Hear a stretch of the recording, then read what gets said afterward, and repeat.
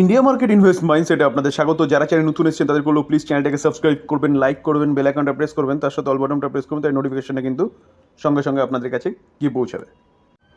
এখন কিন্তু আমরা একটা ব্রেকিং নিউজ নিয়ে আলোচনা করতে চলেছি। দেখুন স্যার, ভালো কোম্পানি বিজনেস ভালো হলে কিন্তু কন্টিনিউয়াসলি সেই কোম্পানির সম্বন্ধে ভালো নিউজ পাবেনি। তো যে কোম্পানি নিয়ে আলোচনা করতে চলেছি সেই কোম্পানিটা কিন্তু ভালো কোম্পানি এবং তার বিজনেসও ভালো, সেই কোম্পানি নিয়ে ভালো নিউজ পাওয়া যাচ্ছে। তো আজকের এই পড়তে থাকা মার্কেটে কিন্তু কোম্পানিটা ভালো একটা রিটার্নও বানিয়ে দিচ্ছে তার শেয়ার হোল্ডারদের। চলুন দেখে নিই কোন কোম্পানি, এবং সেই কোম্পানি নিয়ে কিন্তু ডিটেলসে আলোচনা করব, কী ব্রেকিং নিউজ পাওয়া যাচ্ছে সেটাও আলোচনা করব। শুধু ধৈর্য সহকারে একটু দেখতে হবে আপনাদের। কোম্পানিটার নাম কি? কোম্পানিটার নাম কিন্তু এক্সাইড ইন্ডাস্ট্রিজ।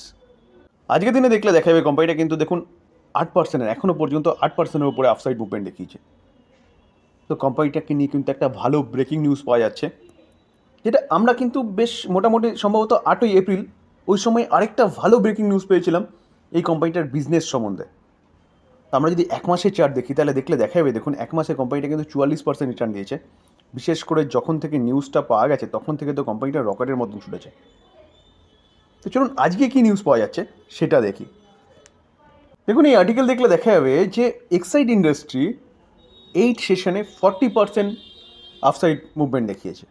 এই 40% আপসাইড মুভমেন্ট দেখানোর পিছনে কারণ কি? কারণ যদি বলেন তাহলে প্রধান কারণ হচ্ছে যে মেমোরেন্ডাম সাইন করা। কার সাথে? হুন্ডাইয়ের সাথে। কিসের জন্য?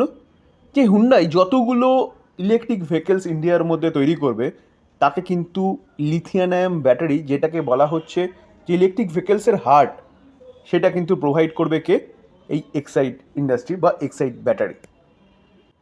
প্যাসেঞ্জার ভেহিকেলসে যদি আমরা মার্কেট শেয়ার দেখি তাহলে নাম্বার 1 কে রয়েছে? নাম্বার 1 রয়েছে মারুতি। সেকেন্ড নাম্বারে কে রয়েছে? হুন্ডাই। এবং থার্ড কে রয়েছে? থার্ড যদি আপনি দেখেন তাহলে দেখলে দেখা যাবে রয়েছে এমএনএম, তারপরে রয়েছে কিয়া।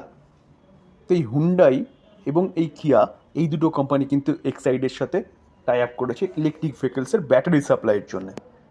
তো স্যার বলতে পারেন এটা কিন্তু একটা বিশাল বড় নিউজ এক্সাইড ইন্ডাস্ট্রির জন্যে, যে সেকেন্ড লার্জেস্ট কোম্পানি এবং ফোর্থ লার্জেস্ট কোম্পানি হচ্ছে গিয়ে কী করছে, যে এক্সাইড ইন্ডাস্ট্রির সাথে টাই আপ করছে, যে ইলেকট্রিক ভেহিকেলসের টোটাল হচ্ছে লিথিয়াম ব্যাটারি কিন্তু সাপ্লাই করবে। তাহলে বিজনেসের কিন্তু কয়েক গুণ বেড়ে যাবে। দেখুন তার জন্য যেদিনকে এই নিউজটা পাওয়া গেছে সেদিনকে কিন্তু 17% আপসাইড মুভমেন্ট দেখিয়েছে এক্সাইড ইন্ডাস্ট্রি। আর আমি সেদিনকে কিন্তু ভিডিও বানিয়ে আপনাদের সাথে আলোচনা করেছিলাম।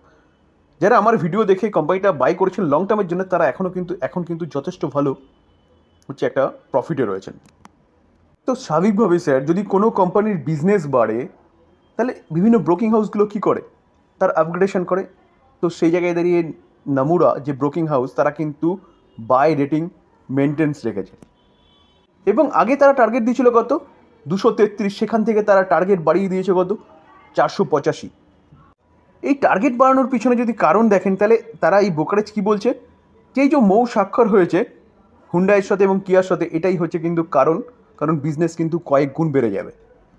দেখুন অন মন্ডে, অর্থাৎ গতকাল, Morgan Stanley maintain overweight rating. তো তারা তাদের যে টার্গেট সেটা কিন্তু 373 থেকে বাড়িয়ে কত করছে? 485। দেখুন মর্গান স্ট্যানলি আরও বলছে যে কি তারা এক্সপেক্ট করছে এক্সাইডের share price to rise significantly over the next 10 year. বুঝতে পারছেন কেন? কিসের জন্য? কারণ এই যে লোকালাইজ যে সেলের কথা বলা হচ্ছে, লোকালাইজেশন সেল, সেই সেল কিন্তু হুন্ডাইকে এবং কিয়াকে এক্সাইডের কাছ থেকেই নিতে হবে। তো স্যার আমি সবসময় বলি যে কোনো কোম্পানি নিয়ে অ্যানালাইসিস করার আগে কিন্তু বা অ্যানালাইসিস করার সময় অবশ্যই কোম্পানিটার বিজনেসটাকে আপনি দেখবেন যে কোম্পানি বিজনেস কী করছে। এই যে কোম্পানিটা যে বিজনেস করছে এবং বিজনেসের যা গ্রোথ দেখা যাচ্ছে, এই কোম্পানিটা কিন্তু লাস্ট 10 ইয়ারে সামনে 10 বছরে কিন্তু এই কোম্পানিটা কয়েক গুণ রিটার্ন বানিয়ে দেবে, সেরকম কিন্তু ক্যাপাবিলিটি এই কোম্পানিটার মধ্যে রয়েছে।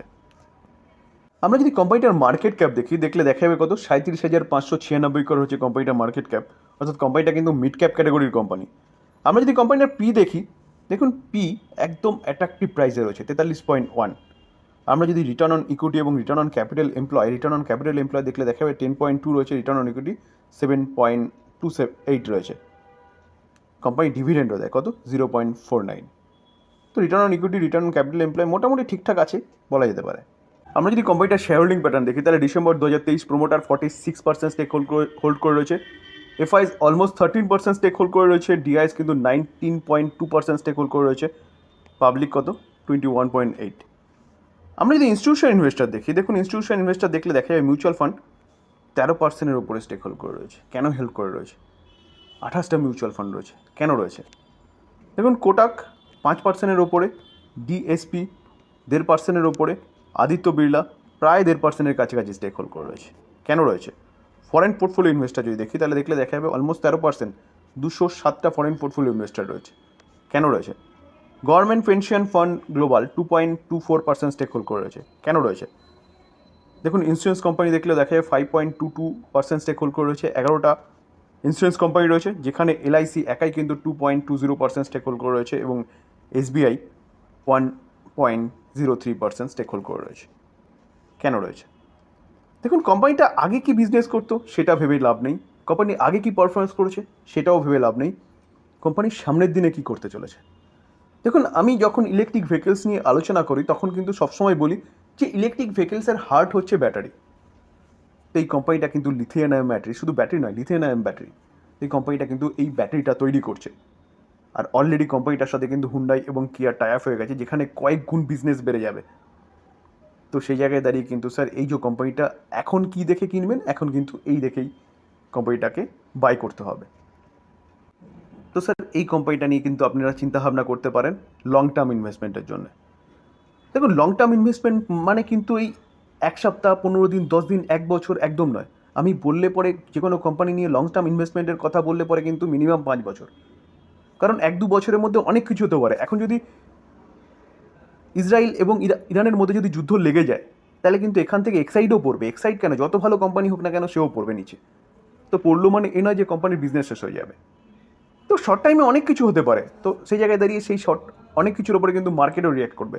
লং টার্মে থাকলে পরে কিন্তু ভালো একটা প্রফিট আপনি বানাতে পারবেন বা গেন করতে পারবেন বা ওয়েলথ ক্রিয়েট করতে পারবেন। তো শর্ট টাইমে আজকে কী হবে কালকে কী হবে সেটা নিয়ে আমি একদম আলোচনা করি না, সেটা নিয়ে কিন্তু আমি একদম কোনোদিনও কাউকে বলিও না যে শর্ট টাইমে এটা এই করবে আপনি কিনে নিন।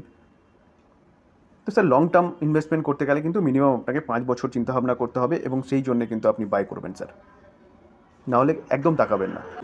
এই ছিল আলোচনা। যদি আলোচনাটা ভালো লাগে, যারা চ্যানেল নতুন এসেছেন তাদেরগুলো প্লিজ চ্যানেলটাকে সাবস্ক্রাইব করবেন, লাইক করবেন, বেল আইকনটা প্রেস করবেন, তার সাথে অল বাটনটা প্রেস করবেন, তার নোটিফিকেশনটা কিন্তু সঙ্গে সঙ্গে আপনাদের কাছে কি পৌঁছাবে। স্যার আরেকটা ডিসক্লেমার দিয়ে রাখি, আমি সেবি রেজিস্টার্ড পার্সন নই, আমি স্টাডি পারপাস কোম্পানি নিয়ে আলোচনা করলাম। এটাকে বাই সেল একদম রেকমেন্ডেশন নেবেন না, কারণ একটু আগে বললাম আমি সেবি রেজিস্টার্ড পার্সন নই। এর থেকে লার্নিং নিয়ে তারপর আপনি নিজে অ্যানালাইসিস করবেন যে এই কোম্পানিটা বাই করা যায় কি সেল করা যায় কি হোল্ড করা যায়, বা আপনি আপনার ফাইন্যান্সিয়াল অ্যাডভাইজারের সাথে কথা বলে নিয়ে তারপরে কিন্তু এইসব কাজগুলো করবেন। থ্যাংক ইউ, ভালো থাকবেন।